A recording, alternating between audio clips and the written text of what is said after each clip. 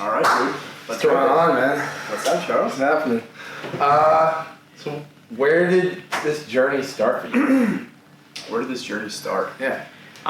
It started probably like freshman or sophomore year of college. I was in the city. I still felt kind of disconnected. I didn't connect with my roommates in a way that really led me to being fulfilled and challenged, and I didn't have that, positive energy exchange that I was kind of looking for down here to really start something up. So I was Where are you from again? From Southern New Hampshire, Nice. yeah. So I'm like 45 minutes north, and I was looking for that excitement and that growth and progression, and I wasn't finding it. And so I ended up going home for the summer, and I was doing some landscaping, was painting houses, and I was like, yeah, I just can't be doing this stuff like this. But you were hustling. I was hustling, yeah. I was making it happen. You had a drive in you. Yeah, exactly. Cool. And so I was making it happen, and I was like, you know what? Like, I see all these dudes on IG making it happen. Like, if they can do it, then I must be able to do it too. And so I was like scouring through IG, and I ended up finding this photo of Jay Alvarez with like a Cartier bracelet, and I was like, fuck, dude, I could definitely make a sick metal bracelet. And so I went down that path. Show 'em. Yeah. So we got sterling, brass, or gold right here, chilling right here, part of the adventure line. He's got to hook me up. Yeah, I'll hook you up there. We had one for a little bit. What happened there? It's at the house. Oh, fuck. Down the next time and stuff? Yeah. Nice. So I was like, you know what? If Cartier can bang out a sick bracelet, then I can too. Mm-hmm. And like, I'll market it online. Like, I had experience in IG growth. Yeah. Right. I like built out a car page to 23,000 in 3 months or so. So I knew how to build an audience, and I was like, all right, if I build an audience around this brand, then I can make it happen. I can stop painting houses, and I can. So this is during the car page was during this. Car page is during high school. During I was high like school. way back, so I grew it up. So you were doing the car page school and I was doing landscaping and all this. So the landscaping stuff I was mostly doing. So it was like a little bit of landscaping, a little bit of house painting, and like some software dev on the side, like my major in college. Was, Yeah. like, computer science. And in high school, I was into that too. I was like doing some engineering stuff or whatever. Cool. And the other piece of it was, this is all during the time when I was, well, at least the IG growth when it started, was during the time when I was doing sheet metal, which is like how I ended up actually pulling the trigger on the bracelets, right? So cool. I had experience in IG growth, like I knew how to grow an audience, and I was like, all right, let's go ahead and make it happen. And the reason I chose the metal bracelets is because I had experience in sheet metal, I still had contacts there, and I knew that I could lean into them to be able to like produce some prototypes, figure it out, and then hit production later once I like actually validated that idea. Yeah. And so it all started with this shop in Lowell. It was Lowell, Mass. Lowell, Mass. Yeah. Okay. And so I ended up connecting with him. He was like a photo etcher. So what I would do is like, instead of these like actual shaped bracelets, right, it would be like a flat pattern, laying down flat on here. And then I would take it over to my buddy's shop. He had a laser engraver. I would laser engrave it to get the black on it, but it would black out the whole thing. Oh wow. And so from there, I would grab this like little like sand wheeler or whatever, and hit it with dirt bike gloves, and actually shave down the bracelets myself, like grind them down because they were all stainless steel. Wow. And so I would grind them all down by myself, and then roll them out with a slip roller in the driveway at the lake house, dog. Cranking these things out. Back up in New Hampshire, Okay. yeah. And so I was cranking it out, and I was like, all right, like I finally locked in production. I was like, but you know what, like I don't want to be a jewelry manufacturer. Like I want to be an online marketer. I want to control the branding, like of the lifestyle brand, like actually interact. So you found a product and you saw that you saw all these influencers and people like Jay Alvarez and like selling products online. You saw you had something and boom. Exactly. And so like I knew that I could get it out there. I knew I could sell it, and I knew that I needed to be focused on like branding, like the image of the brand, the messaging, all of those pieces, and like actually handling like grabbing retail deals, hitting outreach, like all of those pieces without getting bogged down with the fulfillment on it. Yeah. So I ended up outsourcing to China. Long story short, I had this huge deal. It was like for 2 million bracelets that fell through with Walgreens. They had some massive vendor consolidation, but I was going to come onto the Red Nose Initiative as like their first product for it. Yeah. So I was like super down for that. Ended up shifting away from like internal manufacturing, so like completely stopped doing that. Moved the manufacturing to China, but somewhere in that process, I like lost touch with what I actually wanted to do with the bracelets. Right, like they went from like high-end luxury stainless steel bracelets to like shitty like I think it was like we had like surgical grade stainless in the States. They were using like construction grade stainless or whatever. It's like kind of junk bracelets with like some interesting finishes, but like they weren't as comfortable. They were too sharp. Like I didn't vibe with them at all. It fit some people's wrists, but like not enough. Yeah. And so I like made the mistake of shifting the business identity, outlook, and trajectory based upon one deal. Wow. That like literally resulted in me spending tens of thousands of dollars in China. Ended up losing like $5,000 to DHL because they lost my package. Called the manufacturer once they found it, and the manufacturer tried to fuck me over and had them destroy it on site. It was whack as shit. So I lost heavy cash on it. Ended up not having the trade protections. Let me stop you right there for a second.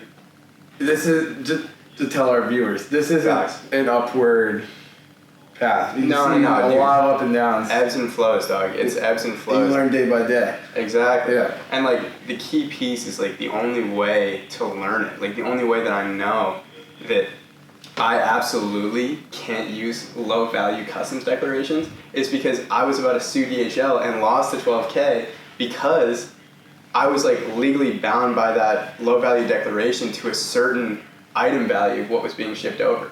Right? So like I couldn't go into US courts and be like, yeah, they fucked me out of $12,000 because I would have had to admit that it wasn't $100 worth of merch that was shipped over, but like they did the low value declaration because they wanted to save on the taxation for export, and I wanted to save on the import, but like I didn't know what the ramifications of that were, right? So it's like the littlest things like that like nobody's gonna tell you. Yeah.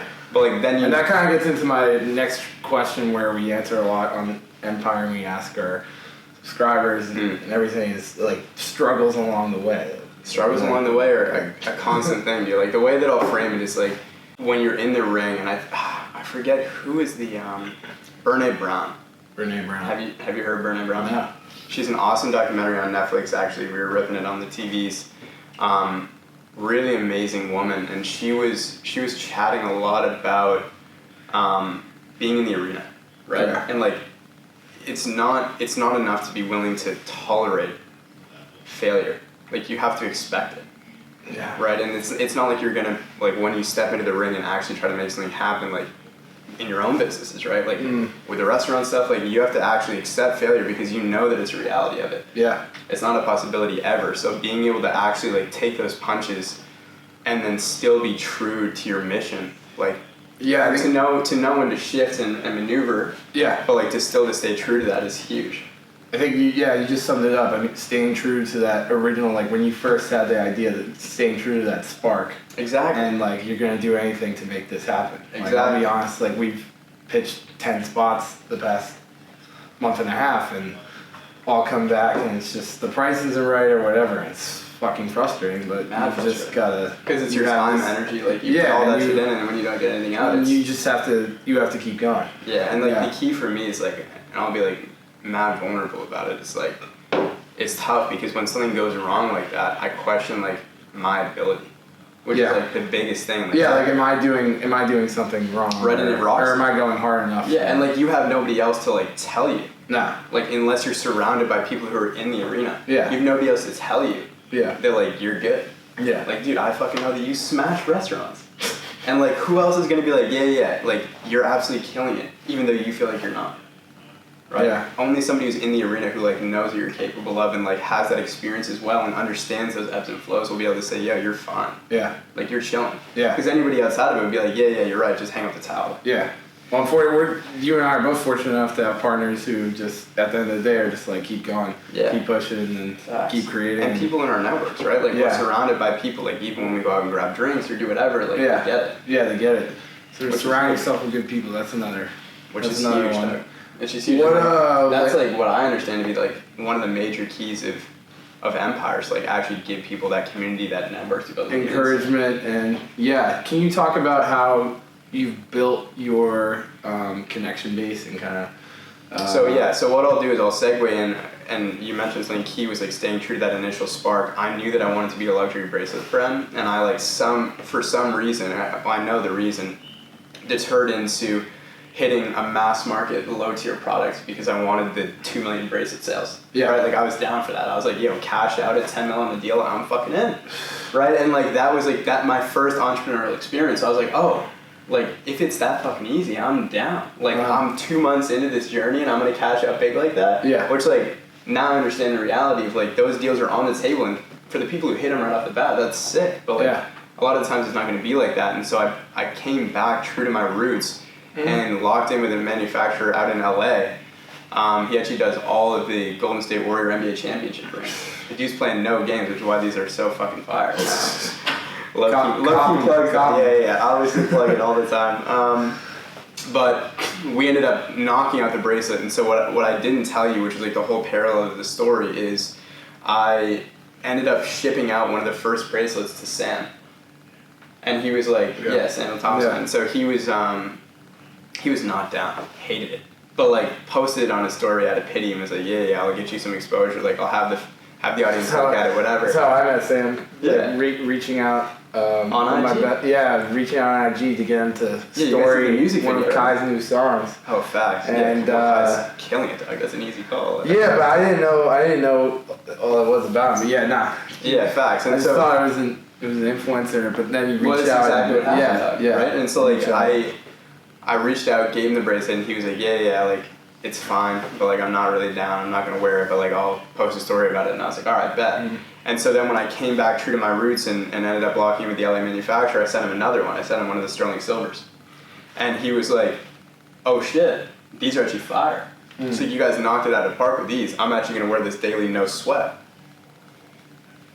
And so that sparked a conversation. I don't even know who on the team reached out. Might have been like Reed's little brother or whatever, but set up a meeting with Sam. And so we ended up going into the Seaport and being vulnerable with him about a couple of ideas that we had, which is like how Viral started. Yeah. Right, which like Sam had already started Viral like a couple months beforehand. Yeah. And like I came in with this whole different perspective on it because I come from a brand background, right? Like I worked with mad influencers with Access, trying to get the products out, like running ambassadors, like understanding what those content models look like, what brands need from like that interaction. And so bringing that lens, like we revitalized the whole thing and absolutely exploded it because I was vulnerable enough to say, yeah, I'll share my idea without an NDA and actually trust you. Yeah. Right? And like through that experience, I mean, we met Drew, met Kellen, like all of these dudes who are absolutely crushing it. And like now, and like at the beginning I mentioned, like I felt disconnected and I felt isolated in the city. And like now I feel like that in New Hampshire because like now I have like this network of people. Like that's how that all happened. It was like you have to get out there and do it. You gotta get out there. And when you're out there and doing it, and you're connecting with people who are doing it too, like you're able to build that network, accumulate others who are like actually doing it. Yeah. Do you have any advice to entrepreneurs in school, in college, high school, whether it be in kind of the balance factor or balance of what? Balance of just school and like or like taking the leap or I mean we're not on here to say go drop out, but we're on here like I know you recently you were doing it, you know, and like all the stuff that he just mentioned he was in school with. I feel like a lot of so I was in school through the majority of this process, and I'm now still in school. Like I've been on an extended co-op with my school, which like I'm not down to like lose student benefits, kicking my student loans. Like I'm not interested in that piece because like I understand that financially like that doesn't make any sense. I don't want to pay any more money into the system, right? And like I know that my essential time spent is not in class because if I spend an hour outside of class, like I know what that can create, right? So like it's about like playing the Essentialists. It's an amazing book by Greg McCow. If you haven't read it, you should definitely read it. Literally changed my life, and he talks all about. What's the book called? It's called Essentialism. Oh, it's Essentialism. It's called Essentialism. Yeah, it's unreal. And so Peter McCow talks about this. He's like, look. Cut that. No, we're good. So the key piece about it, dude, is Essentialism talks about the disciplined pursuit of the less. Right? So cutting out a lot of the good opportunities, like school is a good opportunity that creates a very specific type of leverage that isn't a great opportunity, right? And so like I'm able to actually discern those vital few from the trivial many that I'm like not interested in pursuing, which like school wraps into that now, right? And for a long time it wasn't, which is why I pursued it. And now I'm in a position where my time's better spent outside of it. Yeah. And so I position myself to still maintain the benefits of it without totally burning the bridge. But I removed myself from that academic environment because I knew what I could create. And in the last 4 months, 5 months, 6 months, or whatever, it's been the first time that I've been out of school. Like in my whole life, right? Yeah. I've been in school since I was fucking 4 or whatever. Yeah. And so, wow, I'm still trying to get my head around that. Yeah, I'm out of school. You're out of school, dog. And so, like, it literally, yeah. like, I came into the office, like, first day that I made the call, that I was like, you know what? Like, I'm actually gonna dive full into this. Like, I'm not gonna, like, go split focus. I'm not gonna multitask. Like, I'm gonna go down one vertical. And I'm gonna go down fast and hard and learn everything that I can. And in the past, 5 to 6 months, what Sam and I have learned, like eating shit, going through the ebbs and flows, having crazy success and crazy failures, like, has been invaluable. And it's given us the ability to do what would have taken us 2 years in one night, right? Yeah. Which, like, then you put your whole focus. We put our whole focus in. We laser focused on it. We ran 16-hour days. We ran that sprint. It was exhausting. I'm still dead. I still need to actually catch up on my sleep. Can't let that sleep dead. Yeah. But we recognized what that could create for us. Facts. Right? And, like, we recognized the position that would put us in to work with the amazing people that we wanted to be working with and actually empower. Right? And so, like, if you're trying to be a doctor, a lawyer, engineer, like, whatever, school has its value, but I think in this space that we're promoting right now, the entrepreneurship space. There's no time lapse. You don't have to go 4 years and straight. And you can get it done whenever. Yeah, you can get it done whenever, and it's like if some people need the motivation of a professor or a parent that's like telling them what to do, right? Because they don't have that self-starter quality, right? And if they have that, or if they don't have that, then entrepreneurship is going to be a lot more difficult. Yeah. Right? But like if you have that capacity to be a self-starter, to burn the lifeboats and actually take that move, then committing to it creates a whole new world of opportunity where like you actually have the ability to not learn what other people have been doing for 20 years, but instead have breakthroughs in knowledge that put you in a position to ride the leading edge of the curve. Because all the money is made in the white space, right? Yeah. And like, at least for business degrees, and like again, I was a technical major, I was a computer scientist. Yeah. So it is less pertinent, but even still somewhat applicable, is like, you're gonna learn a lot about, and like, it's so funny, dude. When we were having our meeting with Martel, he like brought up the blue ocean thing, which has like been such like a buzzword lately. It's like the red ocean, blue ocean. Like I think Gary Vee's always saying it or whatever. But like you're gonna learn a lot about the red ocean. All these ideas that are being pursued, spaces that are saturated because textbooks require a lot of content, and content comes from experience, and that experience is outdated. Right? So if you want to actually get that experience and find that blue ocean idea that's going to actually drive rev for you, instead of having to battle with Coca-Cola to make a better soda, then you have to take the time outside of that outdated experience to experience something for yourself. So I think that's like the key for me. And like, again, like, fuck if I know, dude. Like, some people are gonna drop out. Yeah, I was gonna ask a question, like, but I don't think.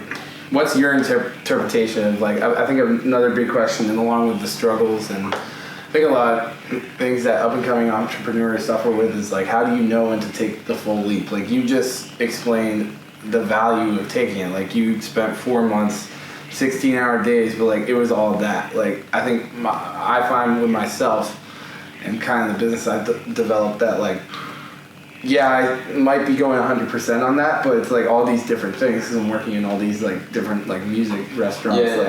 So like, when are you hyper focused? When are you hyper focused? And for the kids still in school, like, how do you know when to take? Is there a gut feeling? How do you know when to take the leap? So that's a tough one. I'll start with the hyper focusing piece. Yeah. How do you know when to hyper focus? It's a lot of deliberating and like removing yourself from the weeds. It's like really what it is, right? So like I get caught in execution all the time. I'm like having to actually grind out, like handle the outreach particulars, handle customer service. Like when you're an entrepreneur, you're handling the whole stack of things that need to be done. And so that can get super draining, and suddenly your focus is so micro that you can't see like the macro picture of it. Yeah. So when you take yourself out of the micro into the macro and you can see the full view, you can start asking yourself the questions of, what do I actually like to do? Right? If you like restaurants and you don't like music, run restaurants, right? And like also, how do I want to live? What do I want my day to look like? I'm a firm believer, and like Sam was a big piece of like why I started to think this way, because he's been doing this for years. But the key is like design and construct your life around what you want your day-to-day to look like. Like it sounds fucking sick to run $1 billion company, right? That sounds cool. Like I have my own jet, like whatever. Like, but what does my day-to-day look like? What actually goes into that? Like, can I be chilling on the couch with my dog Poof? Like, no, I don't know. Like, can I have a girlfriend, a family? Like, how much time can I spend with them? Can I take trips? Can I do what I want? Like, how much control do I have? Am I running 40 people? Yeah. Right? Like, it's designing your life and constructing your life around what you want your day to look like. Exactly. More so. So it's like, if you want to be taking music meetings over restaurant meetings because you're passionate about that, then find a way to get more clients in that space. For sure. Right? Or delegate. Yeah. Like delegate, and like that's the biggest key is like if you're what I was basically saying is just like that's what my business entails. Yeah. Those are two very good examples for someone who's focused on everything, and then it's school too with a lot of the kids in our age bracket. Yeah, and so it's like delegate what you don't want to be handling, right? So like I'll give you another example of like a dude that we work with closely. You know Chris Cause? Yeah. The dude out in Ohio? Ohio? Like Utah?